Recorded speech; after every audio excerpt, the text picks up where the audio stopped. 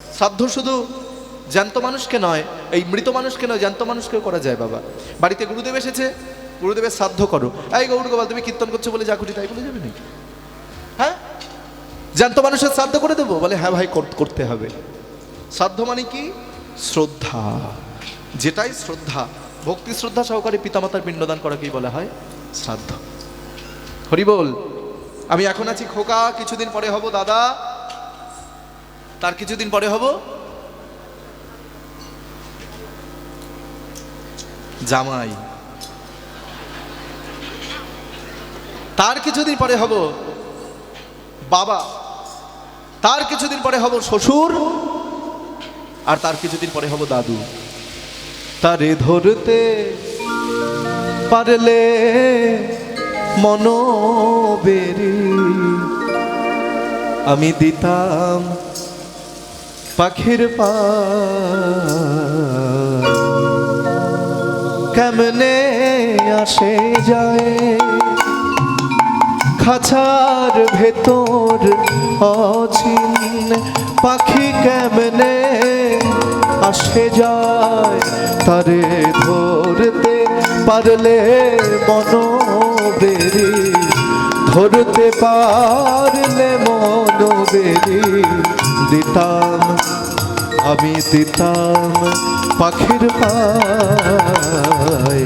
কেমনে আসে যায় খাঁচার ভেতর অচিন পাখি, কেমনে আসে যায়। হৃদয় গৌর হরি বল।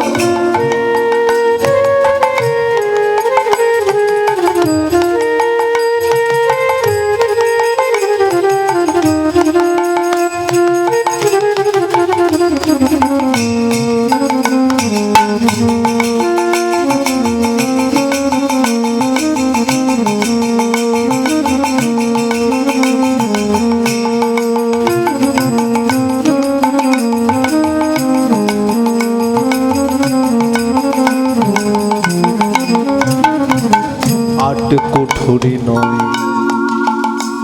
দরজায় আঠা, মধ্যে মধ্যে ঝলকা কাঠা,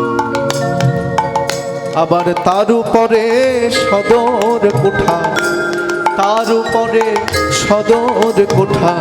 আয়না দেখো আয়না মহল তাই, কেমনে আসে যায় খাঁচার ভেতর অচিন পাখি, কেমনে আসে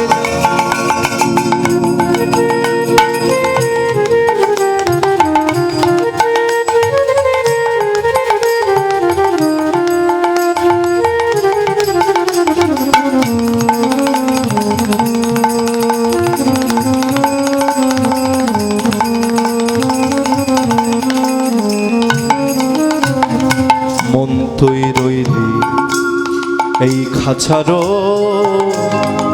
আসে। এই খাঁচা যে তোর কাছা বাসে, মন তুই রইলি খাঁচারও আসে।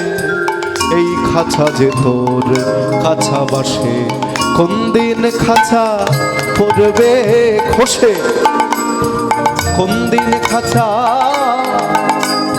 পড়বে খসে। লালন লালন দেখো লালন কেঁদে কয়, কেমনে আসে যায় খাঁচার ভেতর অচিন পাখি, কেমনে আসে যায় তারে ধরতে পারলে মনোবেরি, ধরতে পারলে মনোবেরি দিতাম আমি দিতাম পাখির পায়। কেমনে আসে যায় খাঁচার ভেতর অচিন পাখি, কেমনে আসে যায় পাখি, কেমনে আসে যায় পাখি, কেমনে আসে যায়। হরি বল। বিদ্যাপতি বলছেন মহারাজ আপনি চিন্তা করবেন না, আমি আপনার নীলমাধবকে খুঁজে দেব। বিদ্যাপতি, বিদ্যাপতি, তুমি আমার নীলমাধবকে খুঁজে দেবে, তুমি আমার একমাত্র জামাই। আমার 18টা ছেলেকে আমি মেরে ফেলেছি, তুমি ছাড়া আমার কেউ নাই, তাই তুমি আমার নীলমাধবকে খুঁজে দেবে। বলো বিদ্যাপতি, তুমি যদি আমার নীলমাধবকে খুঁজে দিতে পারো, তুমি যা চাও আমি তোমাকে তাই দেব। সোনা দানা, টাকা পয়সা, মণি মুক্তা, হীরা রজত কাঞ্চন, এমনকি আমি আমার রাজত্ব তোমার নামে লিখে দেব। বিদ্যাপতি বলছে মহারাজ, নীলমাধবকে যদি আমি উদ্ধার করতে পারি, তার বিনিময়ে আপনার কাছে সোনা দানা টাকা পয়সা দূরে থাকে, আপনার রাজত্ব আমি চাই না। আপনার রাজত্ব আমার দরকার নাই, রাজত্ব চাও না? আচ্ছা বিদ্যাপতি, তুমি কিছুই যখন চাও না, তোমার লাভটা কি হবে? তুমি আমার জন্য দিনের পর দিন, রাতের পর রাত রাস্তায় রাস্তায় ঘুরে বেড়াবে, নিজে না খেয়ে না ঘুমিয়ে নীলমাধবকে উদ্ধার করবে, তোমার লাভটা কি হবে? বলে মহারাজ আপনার থেকেও লাভটা আমার বেশি হবে, আপনার থেকেও আমার বেশি লাভ হবে। বলে কেন?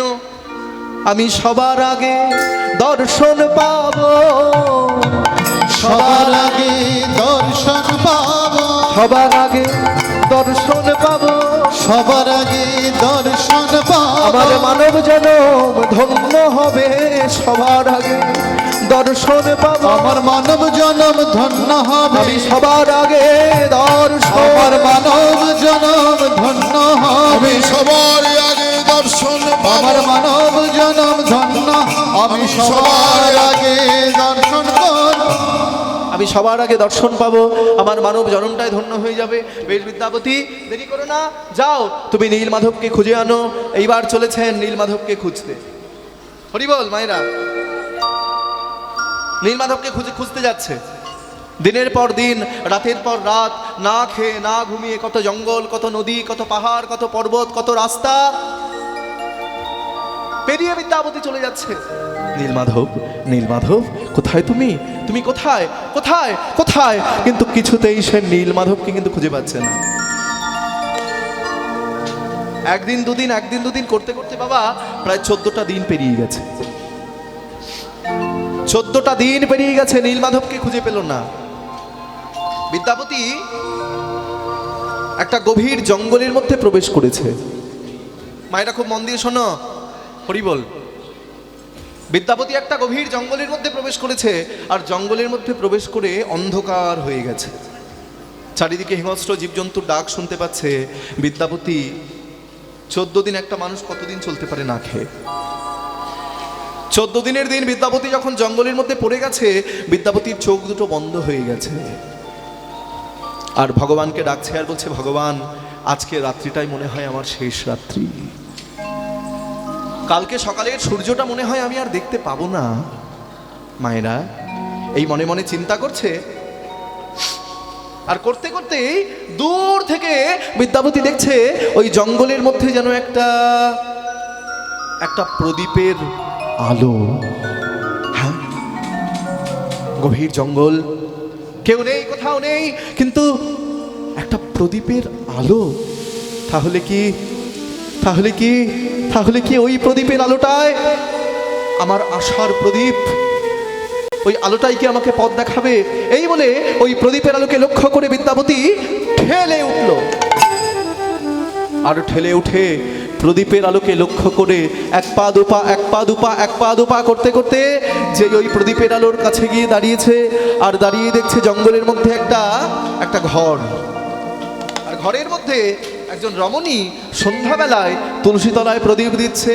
নমো নমো তুলসী কৃষ্ণ প্রেয়সী, নমো নমো ও তুলসী কৃষ্ণ প্রেয়সী, নমো নমো। রাধা কৃষ্ণ সেবা পাবো এই অভিলাষী, রাধা কৃষ্ণের সেবা পাবো এই অভিলাষী, নমো নমো ও তুলসী কৃষ্ণ প্রেয়সী, নমো নমো। যে তোমার শরণ লয়। মায়েরা কীর্তন শুনতে বসে একটু করতালি দেবে, এটাও সেবা। করতালি দিয়েও ভগবানকে সেবা করা যায়। ভগবান তোমার কীর্তন শুনছি, করতালি দিচ্ছি, তোমাকে দর্শন করছি, সামনে আছো তুমি, আর এই যে করতালি দিয়ে তোমার সেবা করছি। আমাদের হাতের মধ্যে দুটো রেখা আছে বাবা, একটা ভালো রেখা, একটা খারাপ রেখা, একটা মঙ্গল আর একটি অমঙ্গল।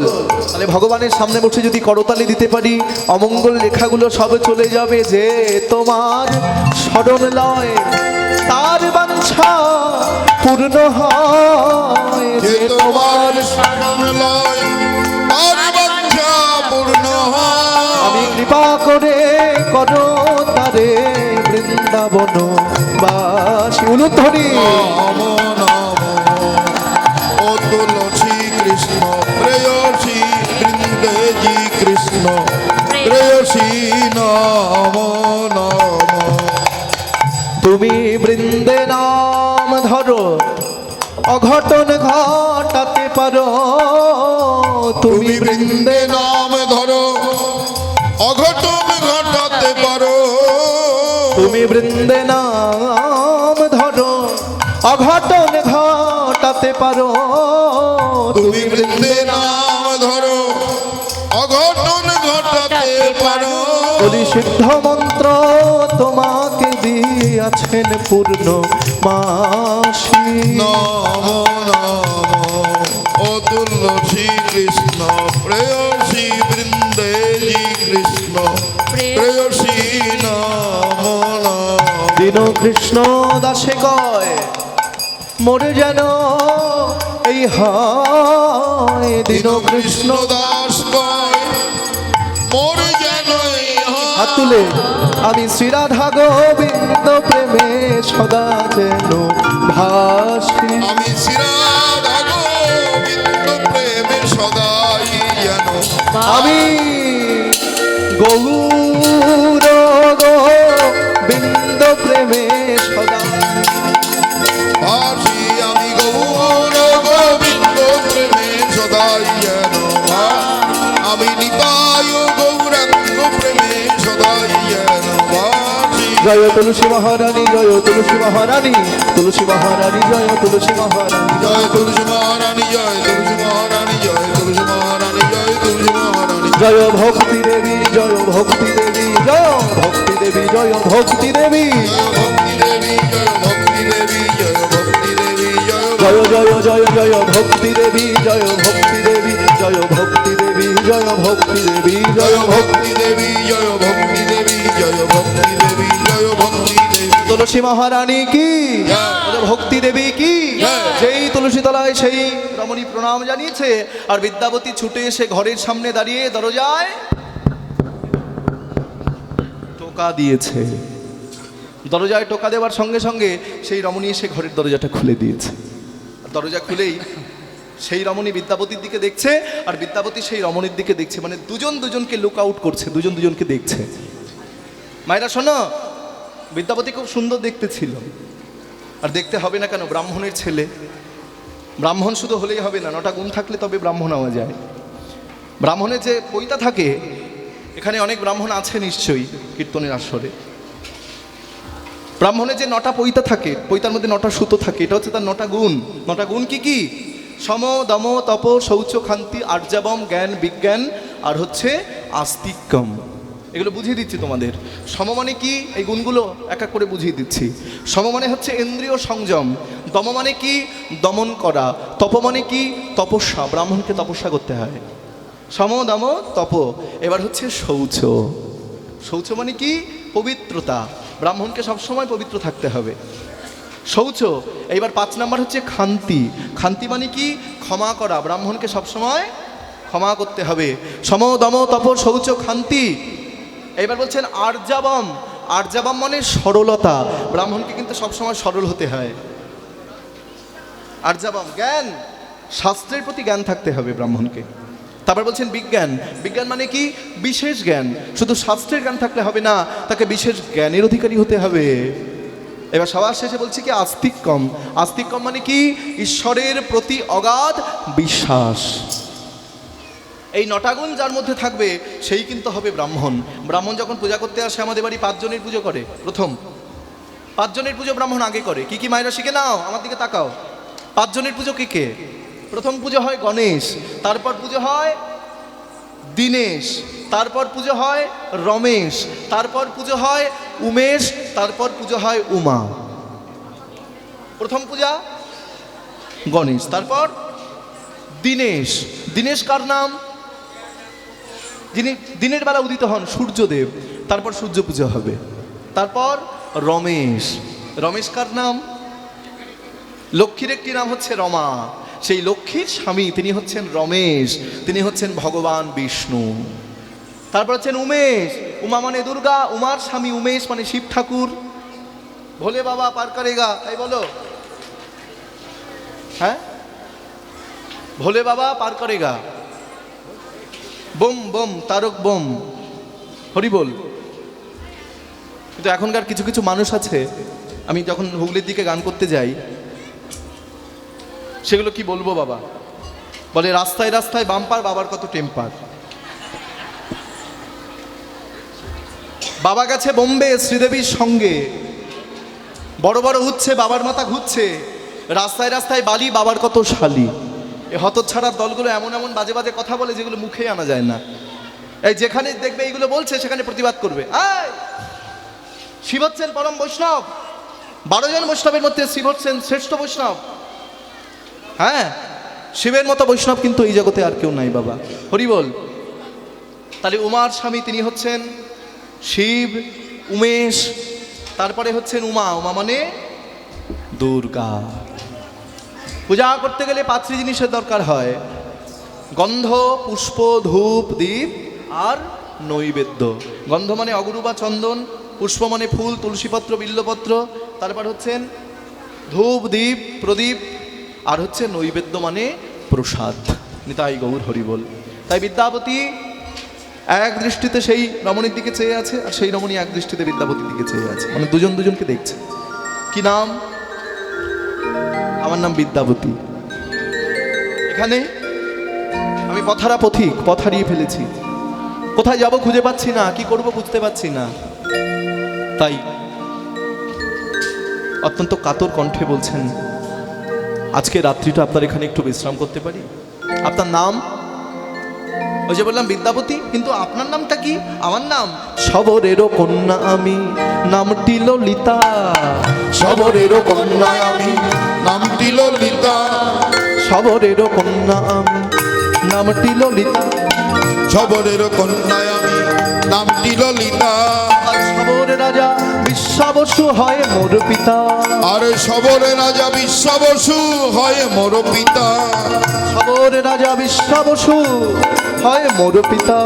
শবর রাজা বিশ্বাবসু হয় মোর পিতা। আমরা বন মাঝে বসতি করি, বন মাঝে বসতি করি, বন মাঝে বসতি করি, বন মাঝে বসতি করি। আমরা হলাম শবর জাতি, বলি শবরের কন্যায় আমি, নামটি ললিতা। আর শবর রাজার কন্যায় আমি, নামটি ললিতা। শবরের কন্যা আমি, নামটি ললিতা। শবর রাজা বিশ্বাবসু হয় মোর পিতা, আমার নাম ললিতা।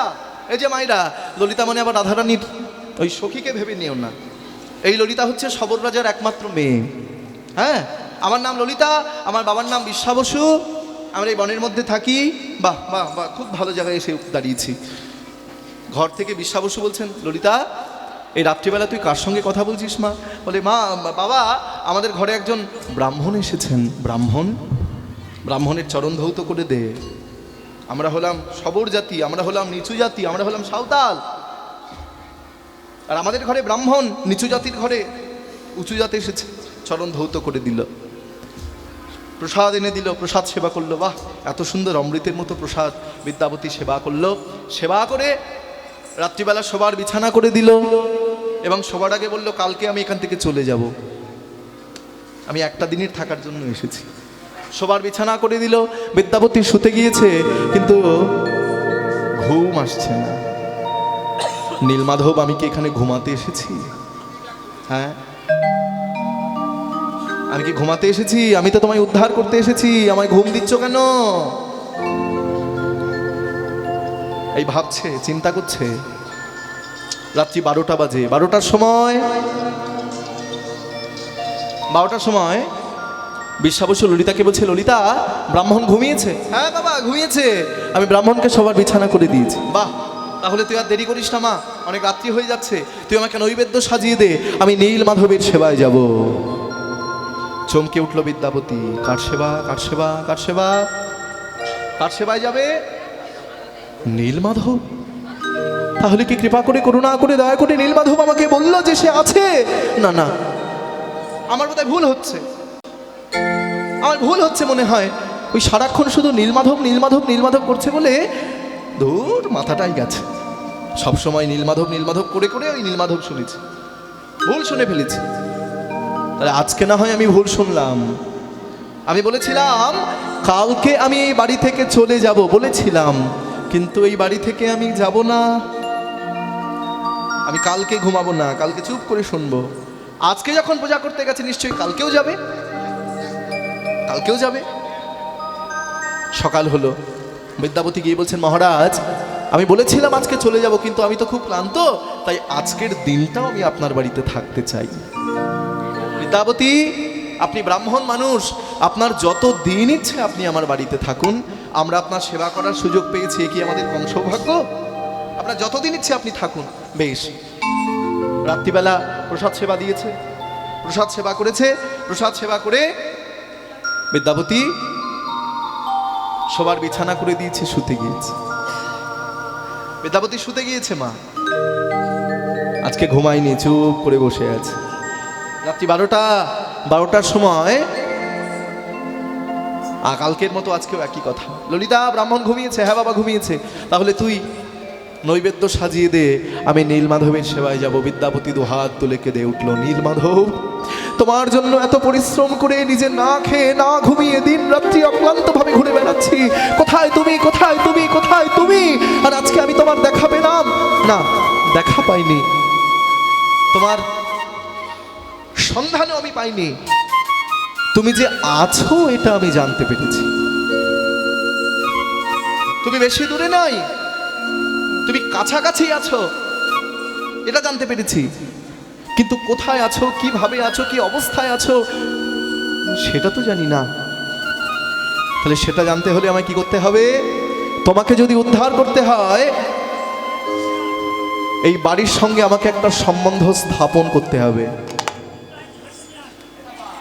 এই পরিবারের সঙ্গে একটা আত্মীয়তা করতে হবে, রিলেশন গড়ে তুলতে হবে। তবে আত্মীয়তা কি করে করব? আমি কি বিশ্বাবসুকে গিয়ে বলবো আপনি আমার বাবা, আপনি আমার পিসমশাই? বলবো না। আত্মীয়তাটা এমন ভাবে করতে হবে,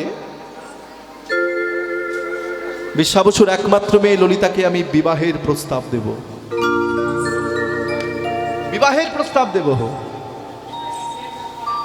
আর বিবাহের প্রস্তাব দেওয়ার পরেই যখন আমার বিবাহ হবে, তখন এই পরিবারের সঙ্গে আমি আত্মার মিল হয়ে যাবে, আত্মীয় আত্মার মিল।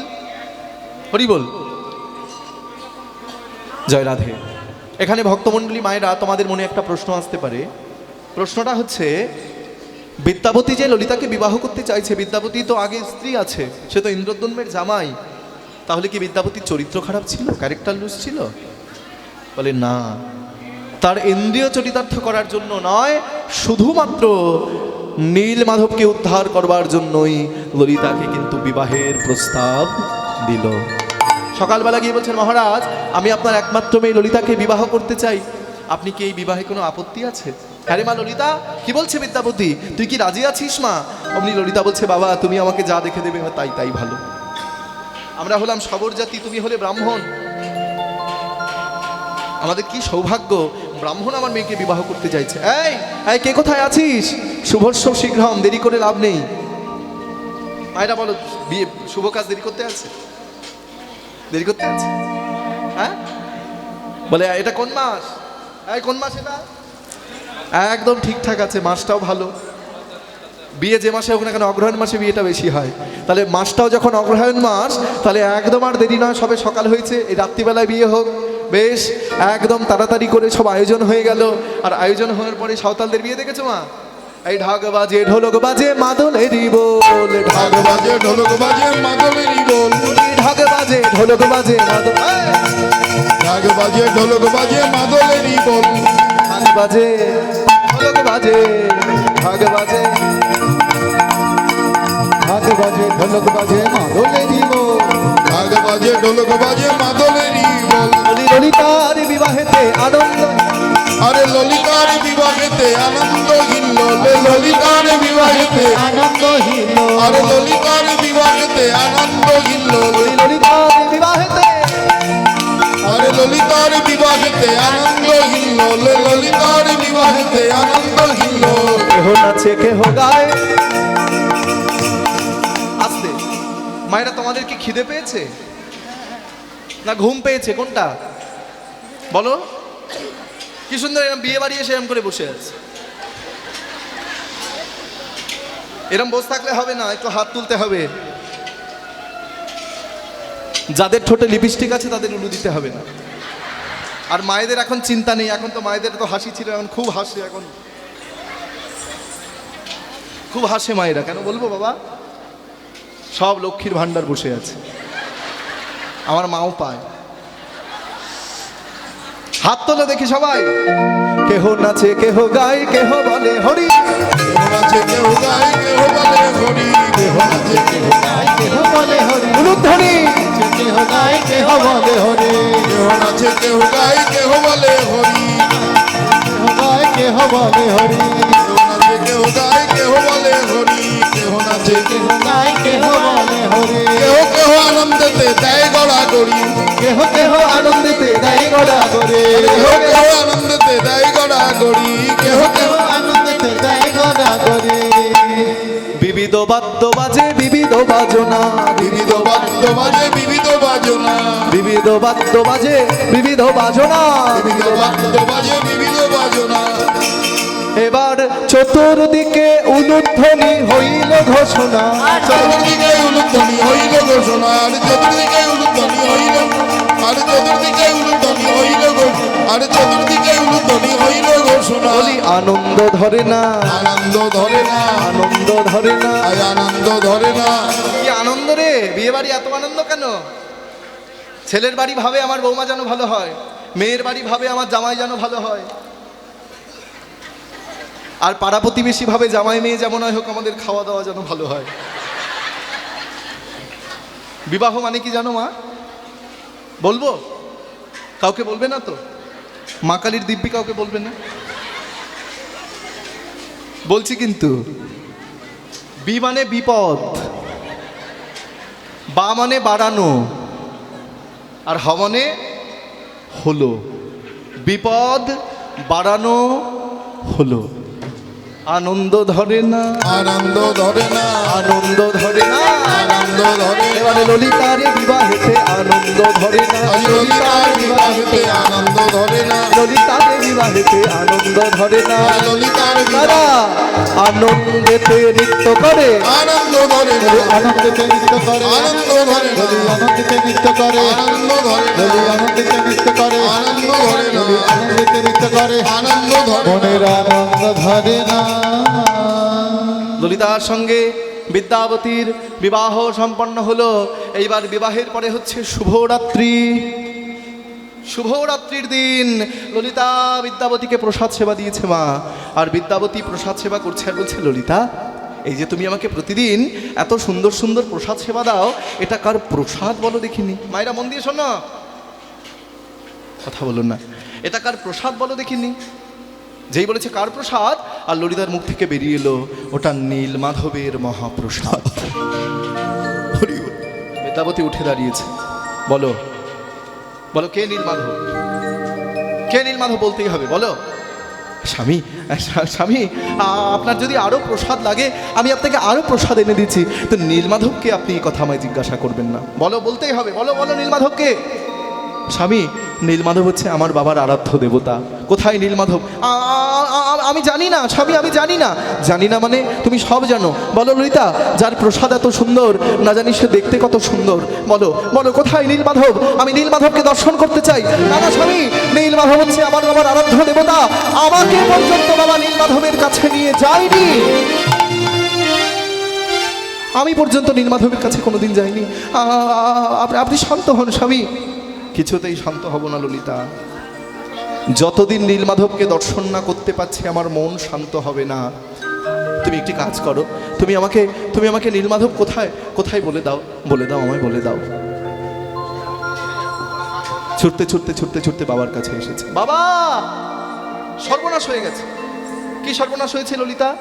বাবা, তোমার একমাত্র জামাই নীলমাধবের সন্ধান পেতে চাই। এ কি বলছিস মা? হ্যাঁ বাবা, হ্যাঁ হ্যাঁ, আমি তোকে পর্যন্ত নীলমাধবের কাছে নিয়ে যাইনি, তুই এ কি বলছিস?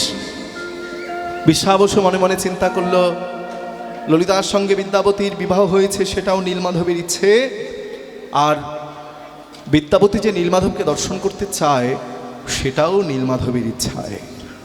এইখানে একটা কথা তোমাদের ছোট্ট করে জানিয়ে রাখি, এই বিশ্বাবসু কে ছিলেন এইটা তোমরা একটু শুনে নাও মায়েরা। এই বিশ্বাবসু ছিলেন ত্রেতা যুগে বালিপুত্র অঙ্গদ। যখন ভগবান রামচন্দ্র বালিকে বধ করলো, আর বালিকে বধ করবার পর বালিপুত্র অঙ্গদ ভগবানের কাছে এসে দাঁড়ালো, ভগবান তুমি আমার বাবাকে মেরে ফেললে, তুমি আমার বাবাকে মেরে ফেললে। বাবা হচ্ছেন সর্বশ্রেষ্ঠ, পিতা স্বর্গ, পিতা ধর্ম, পিতা হি পরমং তপ, প্রীতরে প্রীতিমাপন্নে প্রিয়ন্তে সর্বদেবতা। পিতা স্বর্গ, পিতা ধর্ম, পিতা হি পরমং তপ, পিতা হচ্ছেন পরম তপস্যা, প্রীতরে প্রীতিমাপন্নে প্রিয়ন্তে সর্বদেবতা। বলছেন বাবা যদি খুশি হয়ে যায় তাহলে সমস্ত দেবদেবতাও খুশি হয়ে যায়। আর মায়ের কথা কি বলবো,